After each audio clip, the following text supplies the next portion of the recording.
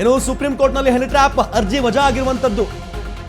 PIL public interest litigation ಏನಿದೆಯಲ್ವಾ, ಇದು ಇದೀಗ supreme ಕೋರ್ಟ್ನಲ್ಲಿ ವಜಾ ಆಗಿರುವಂತದ್ದು.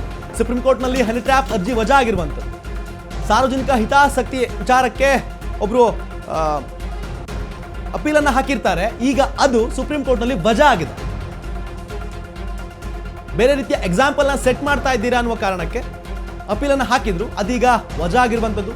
PIL ಅನ್ನ ವಜಾಗೊಳಿಸಿದೆ ಸುಪ್ರೀಂ ಕೋರ್ಟ್.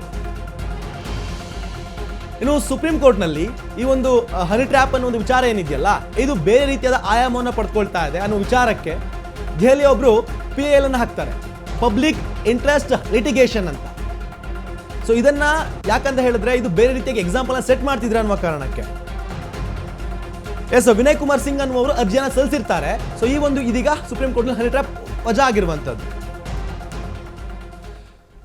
ಇತ್ತ ಒಂದ್ ಕಡೆ ಸತೀಶ್ ಜಾರಕಿಹೊಳಿ ಹಾಗೂ HDK ಭೇಟಿಯಾಗಿದ್ರೆ, ಆತ ಸುಪ್ರೀಂ ಕೋರ್ಟ್ನಲ್ಲಿ ಈ ಹನಿ ಟ್ರ್ಯಾಪ್ ವಿಚಾರ ವಜಾ ಆಗಿರುವಂಥದ್ದು. ಯಾಕಂತ ಹೇಳಿದ್ರೆ ಇದು ಪಬ್ಲಿಕ್ಗೆ ಬೇರೆ ತರಹದ ಎಕ್ಸಾಂಪಲ್ನ ಸೆಟ್ ಮಾಡ್ತಾ ಇದ್ದೀರಿ. ಸೊ ನಿಮ್ಮ ಬೆಳೆಗಳನ್ನ ಬೇಯಿಸ್ಕೊಳ್ಳೋದಕ್ಕೆ ಪಬ್ಲಿಕ್ಗೆ ಬೇರೆ ಥರ ಇನ್ಫಾರ್ಮೇಷನ್ ಕೊಡ್ತಿದ್ದೀರಿ ಅನ್ನುವಂಥ. ಇನ್ನು ಸುಪ್ರೀಂ ಕೋರ್ಟ್ನಲ್ಲಿ ಹನಿ ಟ್ರ್ಯಾಪ್ ಅರ್ಜಿ ವಜಾ ಆಗಿರುವಂಥದ್ದು. ಇನ್ನು ನೆನೆಯಷ್ಟೇ PIL ಅನ್ನು ಹಾಕಿದ್ರು, ಇದೀಗ ಅದು ವಜಾ ಆಗಿರುವಂಥದ್ದು. ವಿನಯ್ ಕುಮಾರ್ ಸಿಂಗ್ ಅನ್ನುವಂತಹ ವ್ಯಕ್ತಿ PIL ಅನ್ನು ಹಾಕಿರ್ತಾರೆ. ಕೂಡಲೇ ಪ್ರಕರಣ ಕೈಗೆತ್ತಿಕೊಳ್ಳೋದಕ್ಕೆ ಸಲ್ಲಿಸಿದ್ರು PIL ನ. ಆದರೆ ಸುಪ್ರೀಂ ಕೋರ್ಟ್ನಲ್ಲಿ ಹನಿ ಟ್ರ್ಯಾಪ್ ಅರ್ಜಿ ವಜಾ ಆಗಿತ್ತು.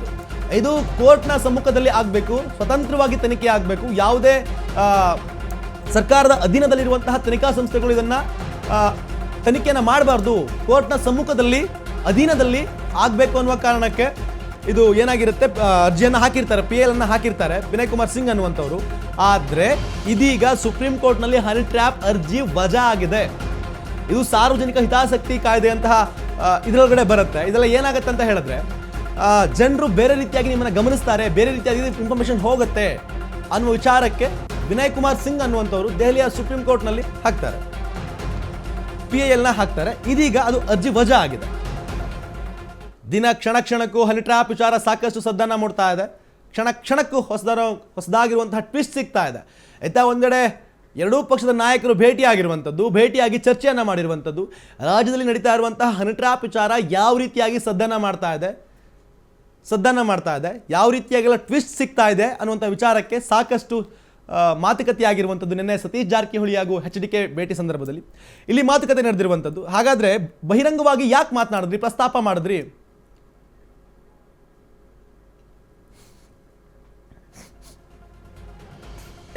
ಇನ್ನು ಇತ್ತ ಹನಿ ಟ್ರ್ಯಾಪ್ ವಿಚಾರ ರಾಜ್ಯದಲ್ಲಿ ಸಾಕಷ್ಟು ಸದ್ದನ್ನ ಮಾಡ್ತಾ ಇದೆ, ಹಲ್ಚಲನ್ನ ಎಬ್ಬಿಸ್ತಾ ಇದೆ. ಇತ್ತ ದೂರನ್ನ ಕೊಡ್ತೀನಿ ಅಂದವರು ದೂರನ್ನ ಕೊಟ್ಟಿಲ್ಲ. ಇತ್ತ PIL ಅನ್ನು ಹಾಕಿದಂತಹ ಅರ್ಜಿ ಇದೀಗ ಸುಪ್ರೀಂ ಕೋರ್ಟ್ನಲ್ಲಿ ವಜಾ ಆಗಿರುವಂಥದ್ದು. ವಿನಯ್ ಕುಮಾರ್ ಸಿಂಗ್ ಅನ್ನುವಂಥವ್ರು PIL ಅನ್ನು ಹಾಕ್ತಾರೆ. ಅಂದರೆ ಇದು ಸಾರ್ವಜನಿಕವಾಗಿ ಬೇರೆ ರೀತಿಯಾಗಿ ಕಾಣ್ತಾ ಇದೆ, ಬೇರೆ ರೀತಿಯ ಎಕ್ಸಾಂಪಲ್ ಸೆಟ್ ಆಗ್ತಾ ಇದೆ ನಿಮ್ಮ ರಾಜಕೀಯ ವ್ಯವಸ್ಥೆಗಾಗಿ.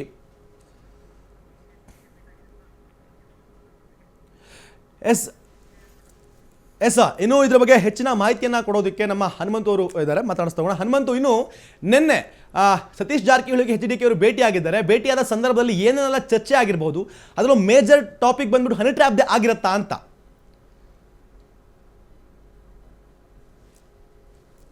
ರಾಜ್ಯ ಅಷ್ಟೇ ಅಲ್ಲ, ರಾಷ್ಟ್ರ ಮಟ್ಟದಲ್ಲೂ ಕೂಡ ಸಾಕಷ್ಟು ಸದ್ದು ಮಾಡ್ತಾ ಇದೆ. ಯಾಕಂತಂದು ಹೇಳಿದ್ರೆ ನಿನ್ನೆ KN ರಾಜಣ್ಣ ಅವರು ಇಲ್ಲಿ ಗೃಹ ಸಚಿವ ಡಾಕ್ಟರ್ G ಪರಮೇಶ್ವರ್ ಅವರಿಗೆ ಮನವಿಯನ್ನ ಕೊಟ್ಟಿದ್ದಾರೆ.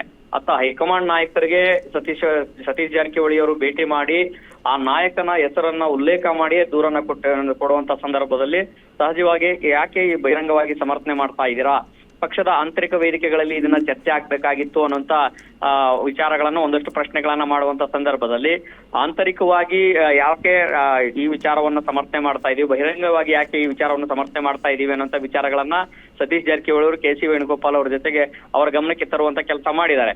ಆದ್ರೆ ಬಹಳ ಸ್ಪಷ್ಟವಾಗಿ ಇಲ್ಲಿ ಗಮನಿಸಬೇಕಾದಂತ ವಿಚಾರ ಏನಂತಂದು ಹೇಳಿದ್ರೆ, ಸತೀಶ್ ಜಾರಕಿಹೊಳಿ ಇಲ್ಲಿ ತಮ್ಮ ಆಟವನ್ನ ಶುರು ಮಾಡಿದ್ರ ಅನ್ನೋಂಥ ಒಂದಷ್ಟು ಪ್ರಶ್ನೆಗಳೀಗ ಮೂಡಿ ಬರ್ತಾ ಇರುವಂತದ್ದು. ಯಾಕೆಂತಂದು ಹೇಳಿದ್ರೆ ನಿನ್ನೆ ಹೈಕಮಾಂಡ್ ನಾಯಕರ ಗಮನಕ್ಕೆ ತಂದ ನಂತರದಲ್ಲಿ ಕೇಂದ್ರದ ಸಚಿವ ಎಚ್ ಡಿ ಕುಮಾರಸ್ವಾಮಿ ಅವರನ್ನ ಭೇಟಿ ಮಾಡಿ ಅವ್ರ ಜೊತೆಗೆ ಡಿನ್ನರ್ ಮೀಟಿಂಗ್ ಮಾಡಿರುವಂತದ್ದು ಸಾಕಷ್ಟು ಕುತೂಹಲ ಮೂಡಿಸಿರುವಂತದ್ದು. ಯಾಕೆಂತಂದು ಹೇಳಿದ್ರೆ ರಾಜ್ಯದ ಸ್ಥಿತಿಗತಿಗಳನ್ನ ಗಮನಿಸುವಂತದ್ದಾದ್ರೆ ಇಬ್ಬರು ಕೂಡ ಕುಮಾರಸ್ವಾಮಿ ಅವರು ಆಗಿರ್ಬೋದು, ಸತೀಶ್ ಜಾರಕಿಹೊಳಿ ಅವರು ಆಗಿರ್ಬೋದು, ನೇರವಾಗಿ ಅವರ ರಾಜಕೀಯ ಎದುರಾಳಿ ಒಬ್ಬರೇ ಅನ್ನುವಂತ ಸ್ಪಷ್ಟ ಸಂದೇಶ ಎಲ್ರಿಗೂ ಗೊತ್ತಿರುವಂತ ಹಿನ್ನೆಲೆಯಲ್ಲಿ ಆ ವಿಚಾರಕ್ಕೆ ಏನಾದ್ರೂ ಒಂದಷ್ಟು ಮಾತುಕತೆಯನ್ನ ಮಾಡಿದ್ರ ಅನ್ನುವಂತ ಒಂದಷ್ಟು ಕುತೂಹಲಕಾರಿ ಪ್ರಶ್ನೆಗಳಿಗೆ ಮೂಡ್ತಾ ಇರುವಂತದ್ದು ರೋಹಿತ್.